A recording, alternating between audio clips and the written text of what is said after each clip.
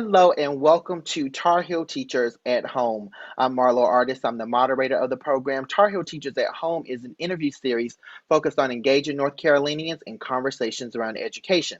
Each week, I'm happily joined by a wonderful panel of educators, each one representing a particular subsection of education. We'll start our introductions with our elementary school panelists. Hi, my name is Amy Tart, and I teach fourth grade ELA and social studies for Clinton City Schools. And you can follow me on Twitter at Cards for Scholars.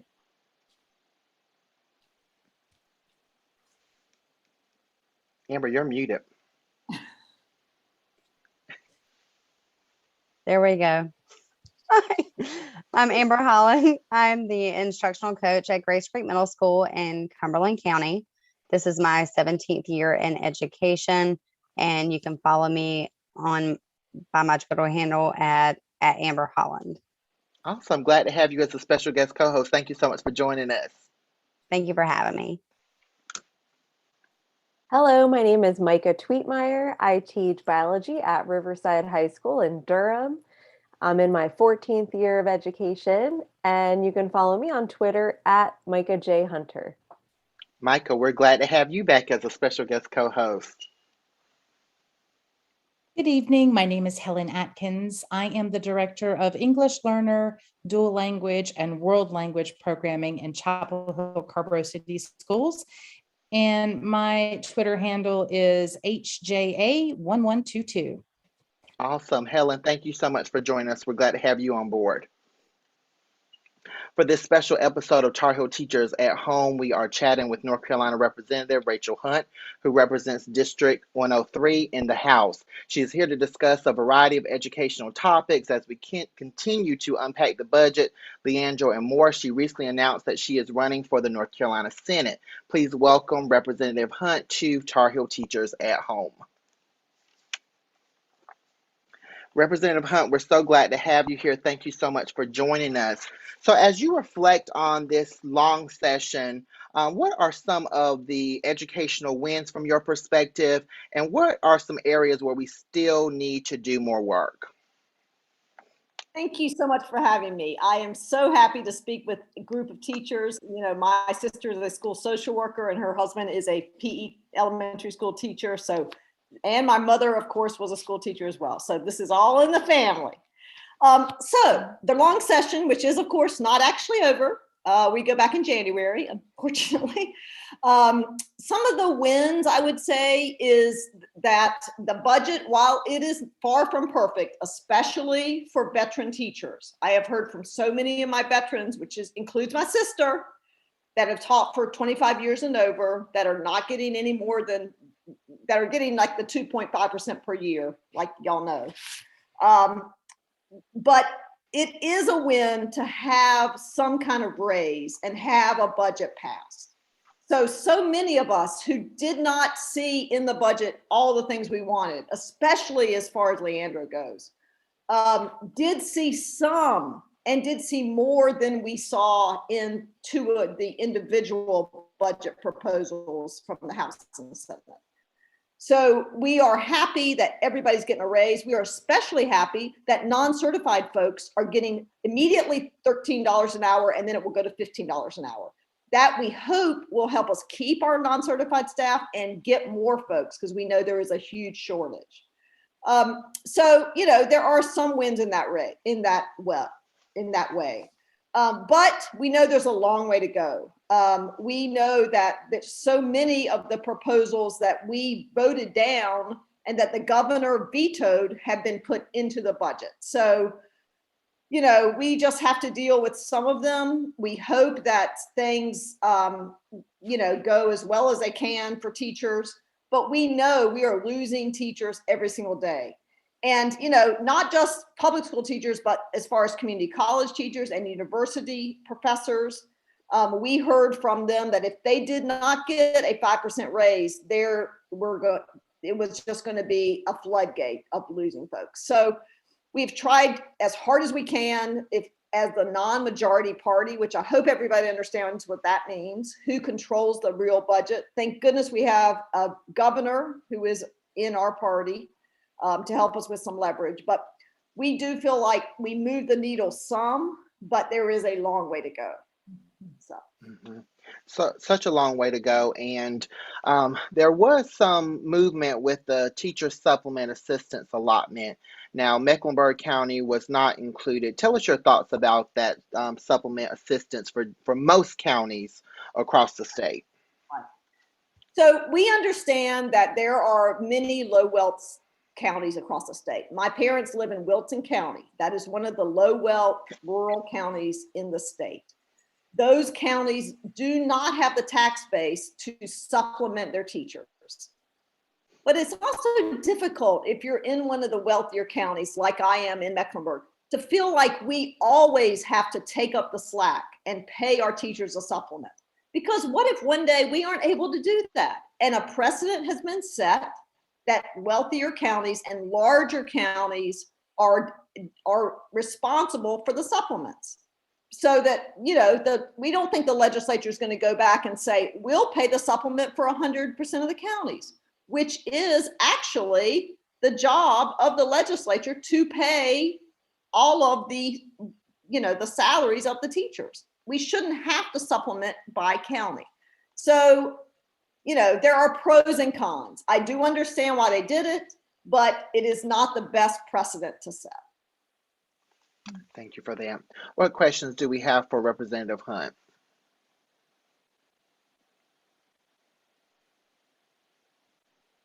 So I had a question about a bill that you were a primary on, and that's House Bill 420, which is where you were advocating for more teacher assistants K through 3. Do you think that there would ever be a time that the General Assembly would consider backing, also adding assistance to 4th and 5th grade, especially with all the reading training that we're undergoing right now? So that is one of my very favorite bills. I introduced it first when I first came in. My mom and a bunch of teacher assistants came to Raleigh. It was a great day.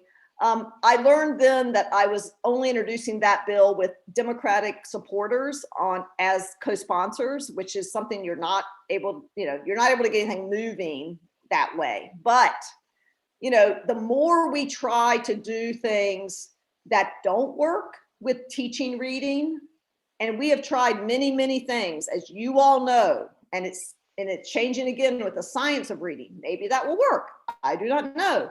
But my belief and my science that I've looked at is that teacher assistants are a huge benefit to helping kids learn to read and to making the classroom a better place, not just for the teachers so they can go to the bathroom, but for all the students as well. So I fervently believe that eventually everyone will come to see how important teacher assistants are and put them back into the classrooms. That may not be next year, it may be a few years down the road, but we are going to keep pushing. I'm going to introduce that bill every single time. And we hope that people will eventually come around and see that that's what works. Thank you so much for advocating for that. I had a question as far as like in keeping with, you know, like how budgeting and bonuses and things like that are determined. So in particular grade levels and content areas, they get that bonus based on how their scores, you know, the scores they get back at the end of the year. And in the budget, they still kept that in there. Granted, they changed the amount that they get. And I was wondering what your thoughts were on the standardized testing and how it determines the teacher's bonus in particular areas. I mean, do you think that it creates that separation and animosity amongst the teachers because it's my bonus versus your bonus? And how do those selective bonuses reaffirm a teacher's drive and respect within the profession? Listen, one of the main things we're missing with teaching right now is a sense of autonomy and a feeling that you all are professionals. You are not being treated that way by us in the General Assembly or by many other people, including some parents. So we have got to reaffirm that. And teaching bonuses based on test scores is very problematic because, especially with COVID, all of the test scores are down. We have kids coming into kindergarten, I'm not telling y'all anything by saying this, that are at a level that 2 years, you know, that of kids that were in preschool 2 years ago. So kids have gone backwards. as far as learning to read and many other things. So it is very problematic to have the pay for performance based on test scores, and to keep that when we have something like COVID going on.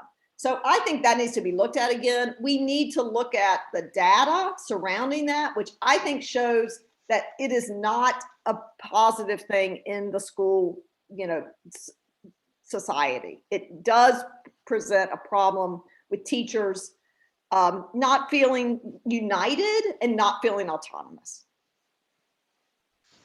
Thank you very much for that insight. I appreciate that.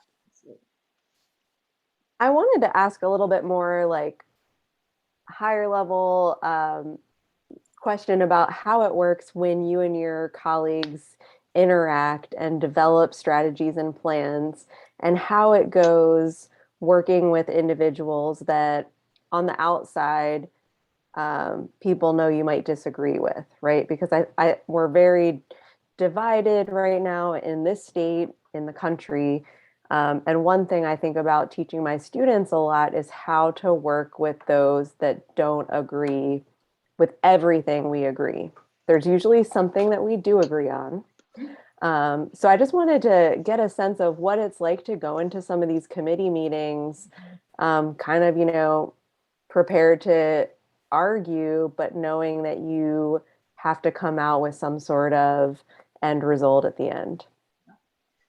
So that has been a huge source of learning for me. I, was a lawyer for many years doing domestic law, and I was very used to saying what I thought and making it happen. This is a totally different situation. If you are in the minority party, which I am, you have to figure out a way to work with those on the other side to get anything done. And so I have learned to try to find any kind of area that we agree on. We agree that we love our children. We agree that children need the best education.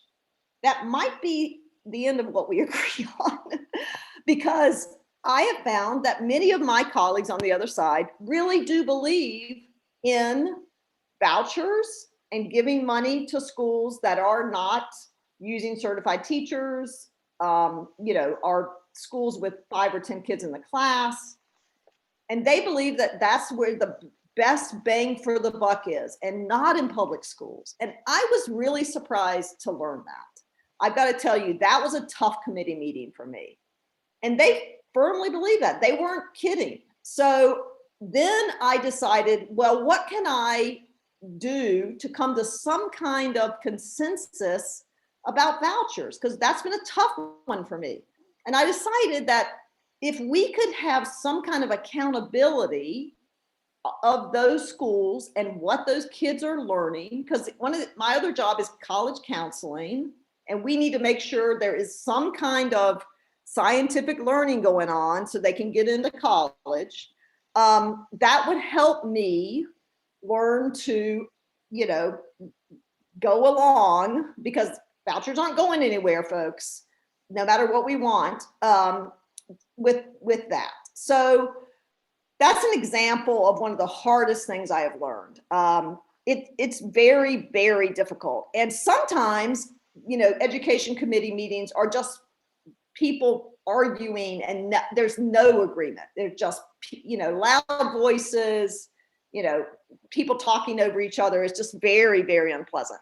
But I am not the kind of person who does that normally. I really like to find some kind of consensus, because we have to move forward. These are everybody's children. You all are everyone's teachers. Most children go to public schools, and they will continue to do that. So we've got to make them as good as they can be.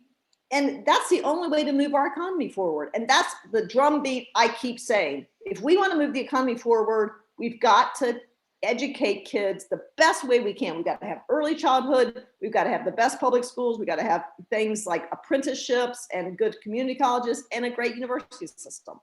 So that's where I come out on that. Thank you. I think I have the next question. It's kind of a two-part question, and you've touched on it a little bit when you spoke about the budget, but I'm curious as to your thoughts on teacher retention and the teacher shortage. We know that our universities have enrollment in terms of education majors that have dropped considerably over the past few years. And then, of course, we've all experienced the pandemic since 2020, and we're faced with lower teacher morale, and it's lower than ever. So my question is, what specific strategies should we consider to address that teacher retention, as well as bringing teachers up into the fold out of the universities and into our districts? Well, that's a great question. I have just been horrified by what's been happening with teaching. You know, my father, as the former governor who started the Teaching Fellows Program and the NCAT and a whole lot of other things, believes that teaching is just a right next to God profession. So it's a hallowed profession, really. And I believe that too, because you all are touching our children as much as parents do. And there's nothing that can come close to that. So, we have got to treat teachers better. And there have been many bills in the session which undermine teachers' authority and autonomy. And I feel terrible about that. Many have passed, against many of our objections. But the other thing is that the Leandro money, it does not appear to be coming forward. And I think if that money were to flow into public schools and to teachers, that would really instill a sense of worth to teachers that they may not feel now. I mean, this pandemic has just been horrific, and especially for teachers. My best friend is an elementary school teacher. And I've seen how she has handled every single day with the parents, grandparents on the Zoom, everything you can imagine. And it's just been unbelievable. Teachers have been superstars, learning how to deal with Zoom, dealing with the kids, and now trying to find the kids that disappeared and trying to reteach all the kids all the things they haven't learned this whole time. I mean, it's just been incredible what y'all have been asked to do and what you've stepped up to do, even with low pay and low benefits and all the things that we've given you in the state, unfortunately. So we have got to take a step back. There is a reason that we don't have people going into teaching. And it's an obvious reason. And any legislator, if they look at the data or talk to a teacher, will understand that. So we need to, reevaluate everything we're doing. And I so wish that, like I said, that the Leandro money had come through. I mean, something still could happen. We don't have high hopes.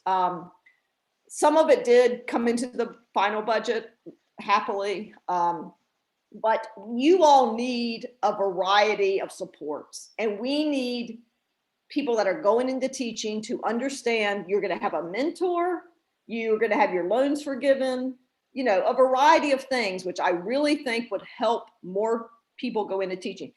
We also need more diversity in teaching. And I've looked at the Drive Task Force, which was a great organization that came up with really good results. And they came up with having residential schools for teachers, having them live there, teach there, and that seems to work very, very well. So we need to fund all the things that work. We have the data. We can look at it and tell what works. We just need to have the political will to put the money where it works. Thank you. Bouncing off your, sorry. No, go ahead, Mika. A follow-up on that. I was wondering, are there any states that you think are doing education right, or that when you bring in examples, you bring examples from certain states? I don't have those off the top of my head. Yes, there are many states that are doing it right. There's states that are doing early childhood right. I think it's Mississippi, which is hard to believe, but I think they're doing early childhood really right. And then there are many states, especially in the Northeast, that are doing teaching right. You know, one of the main things is pay. And if you're increasing your teachers who've been there 25 years, only 2.5%, they're going to notice that. And in Charlotte, they can go 10 miles down the road to South Carolina and make more money. So, you know, we need to wake up here and figure out what we're doing wrong. And people want to be in North Carolina. This is an awesome state, but they can't have to have 2 or 3 jobs. We've been saying this for years. You know, let's pay people appropriately and give them the right bonuses, not give them their bonus based on the test scores of the kids. I mean, there are many, many things we can do. And luckily, the teaching fellowship program has been expanded again. It was cut way back at one point. So we hope that that will help. There's also a teaching cadet program in high schools, which helps. And I'm sorry, I don't have names of states to give you, but there are several that are doing it the right way.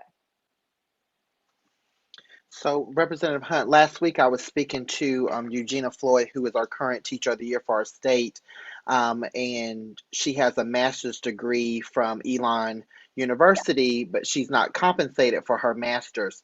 What is it going to take? And she's not the only one, but I just think it's just quite sad that our teachers are not compensated for masters after a certain year if you haven't been grandfathered in. What is it going to take for us to reinstate master's pay here in North Carolina? You know, that was in a budget, one of the budgets. It was taken out, unfortunately. I can't tell you how many people have talked to me about that. My sister, you know, people have to have masters to be social workers in schools. She said every single person they've interviewed has said they don't want to do it because they're not going to get paid for their masters. And I don't blame them. So I think, you know, the more emails, calls, anything people can do to representatives' offices that are on the education committee, and especially if they're in Republican districts, that really helps. You know, we've got to have a drumbeat here, because master's degrees take a lot of work, as y'all know. And there is no reason on earth we should not compensate people for that. I'm going to spiral off of kind of all of that in a nutshell. But, you know, you talked about the Leandro remedial plan and how they didn't wind up funding that. And we lost that support for our kids. And this is the time when they need that more than ever. The extra support personnel, because they've got so many socio-emotional issues that they have going on, behavioral issues that aren't, you know, necessarily just on them, but they've been conditioned that way as they've been at home. They've just gotten used to that norm. And whenever in one of the articles I had read, Judge Manning had said that, you know, more money isn't what was needed, but rather the money needs to be spent correctly, and education professionals needs to just do their jobs. And so it brings me back to, you know, with those pay and for masters and things like that, with them getting compensated for what they have, their master's degree, their extra duties that they're doing, even in Charlotte Mecklenburg or the low wealth communities, you know, that gives them that initiative, like, okay, I don't need 3 jobs to have to be able to make this. I can devote all my time. So for his thoughts, his response, I'm just curious, how would you respond to him based on his reaction with, we just need to do our jobs? Well, you're not doing just one job. I mean, I view teaching right this minute, especially during the pandemic, as 3 or 4 jobs. So I challenge any non-teacher to try to teach right this minute. I would find it impossible. I'm not kidding, y'all. It is superhuman, basically. So we need to treat people the way they need to be treated. And if it were our husband or wife or sister or brother, and it is my sister, we feel even stronger about it. You know, we did give a special bonus to school psychologists, audiologists. Sorry, I'm gonna put glasses on now, y'all. Counselors and speech pathologists. We did not give anything to school social workers.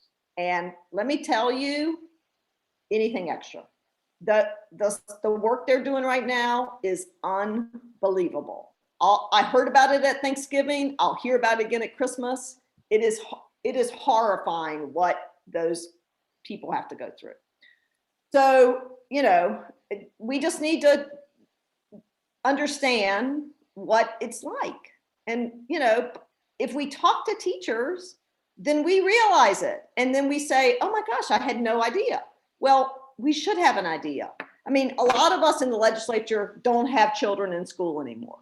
I waited until my kids went to college to be in the legislature because it's a job that is full-time at $13,000 a year. So y'all can recognize what that's like, but you're away from your home all the time.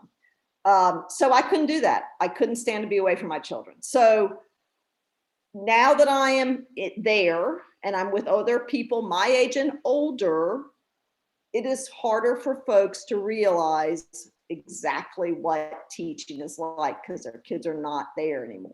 So we need to understand that. I would love if we were required as legislators to volunteer in schools. I can't imagine what that would be like. Both my parents, when my dad was governor, used to volunteer every week in a school. And I think that would change the hearts and minds of legislators. I really do. I love that idea. Same. I appreciate that empathy because people don't realize what the teachers are going through right now. Yeah. And they are serving multiple. You ever heard that it takes a village to raise a child? Absolutely. That's definitely what's happening. And so I appreciate it. Absolutely. What do you think it will take to move forward the hearts and minds of the people that are in the General Assembly? Is it going to take more teachers quitting? Is it going to take, even more people leaving the profession? What do you think is going to be the eye-opening moment that really gets? That's a good question. So many folks are leaving and it doesn't seem to make a big difference. I think we need a movement from parents to come forward and say, this is what's happening. Our kids are being negatively affected. We need you all to do your jobs. And we need the money and the support and everything else for teachers in all the schools, not just the kids that are in voucher schools or charter schools. They need help too, but also public schools because they have the majority of the kids. So I would love parents to come forward and say, we need you all to do your jobs. We need you to reinstate the autonomy and the money and whatever else teachers need so they will stop leaving. One other thing that would really help is if businesses would come forward. People in the General Assembly really listen to businesses. And if they would say, we can't recruit people because you don't have good public schools anymore, that would be huge to the state. So if parents and businesses could come together and start talking to folks in the General Assembly, I really think we could get somewhere. Do we have time for another question? Yes, go ahead, Helen. I would love to kind of get your thoughts around something that I was reading about. I oversee the ESL and newcomer programming in Chapel Hill-Carrboro City Schools. And one of the things that we struggle with in terms of our newcomers has to do with battling kids who want to drop out. Oftentimes there are familial responsibilities or struggles with finances such that kids have to work. And so I was reading about the 4 districts that started or that were involved in a pilot program where they raised the dropout age from 16 to 18. And I was very excited to read about it. And I just wondered what your thoughts are and just kind of your perspective on that. Yeah. I mean, I think that would be great. I am married to an immigrant. He, came to not to this country, but to Sweden. He was during World War II. So he was a refugee and he, had to work. He eventually went to medical school, but he had to work when he was younger. So we need programs like the apprenticeship programs that kids can actually go to while they're in high school and get paid. And I think the increase in that, which I one of the people that oversee that as my position as vice chair of the community college system. It runs through community colleges, but it is a great system. There are many, many businesses from Europe, in fact, that, want these kids, and they make a good living. And then as soon as they graduate from high school, they make a really good living. So they are not required to get associate's degrees. Sometimes they're required to get certificates from the community colleges, but it's a great idea for kids who have to work, but need a career path, especially kids that are bright, because they shouldn't be stuck, working at their parents' restaurant or whatever they are having to do as teenagers. So that kind of thing is thinking outside the box. Let's go see what they're doing in Europe and bring it here. We have started that in a much larger way than we had, and we need to continue that. Thank you. Representative Hunt, there's a provision in the budget that allows for some charter schools to forego the planning year and really kind of have a fast track for replication. Can you tell us about that? I know you served as a board member for the Charlotte Secondary School and have been on the advisory board for charter schools. So can you tell us your thoughts about that?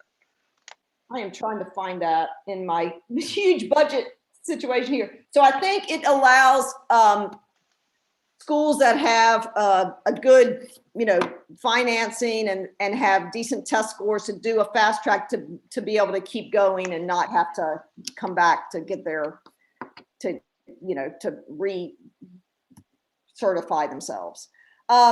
So I think that charter schools are in a very special situation. I was the board chair of a charter school. It did serve my son very well. He was not able to go to a large public school, which is what we have here in Charlotte. And that's why we chose this very small charter school, which was great for him, but it required a lot of work from me. Charter schools need a lot of oversight. The Charter School Advisory Board is a relatively small board that oversees hundreds of schools.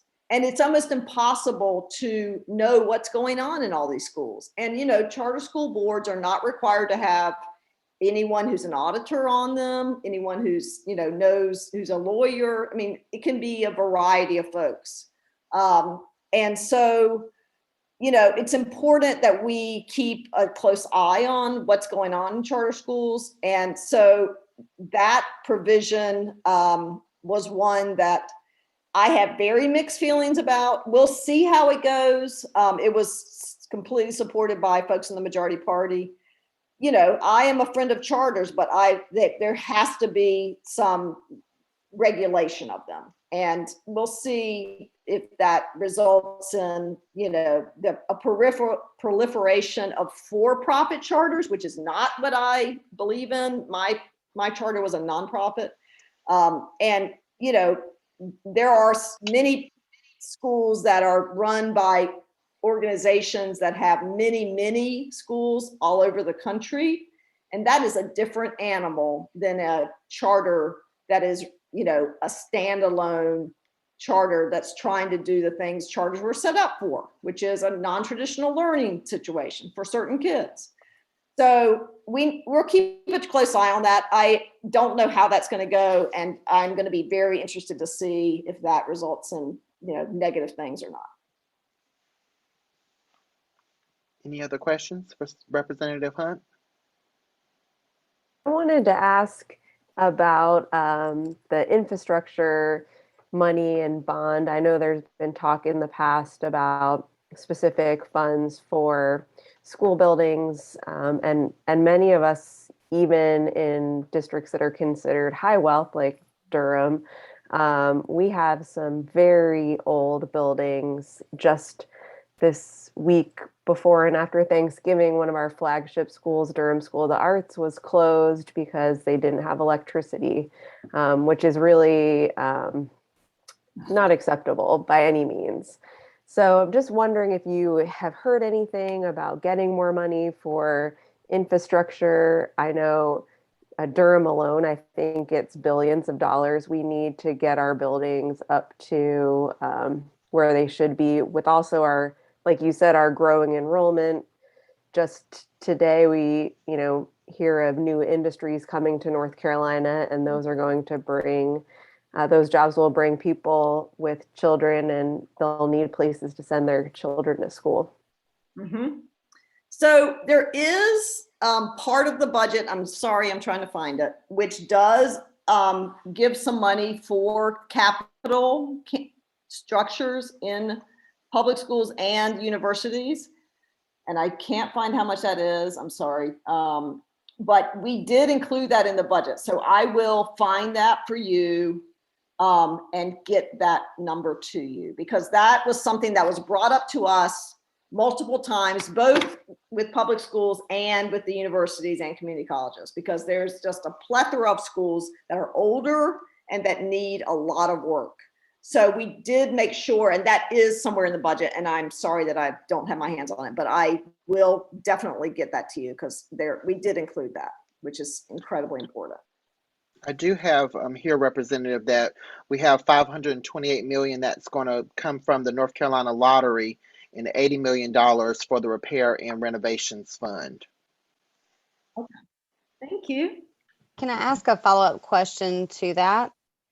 So with the funding that's being selected, and you said there's a plethora of schools that need these renovations and these repairs, has it been discussed how that funding will be allocated to which districts? Is it going to be how they did Charlotte Mecklenburg and Durham and Wake with the bonuses? Mm-hmm. Or is it like each district gets a certain amount? I do not know the answer to that, but I will find out. And I don't want to give you the wrong information. So I do not think that was allocated as far as only low wealth counties. I think that went across the board, but I will find that out for you. Thank you. That's great. So now, Representative Hunt, we do have a question from a member of our virtual audience. So Jose, please ask your question. Hey, ma'am. Okay, since I am working as exceptional children compliance here in Halifax, is there any policy that you're working right now or supporting your colleagues that will benefit our students with special needs?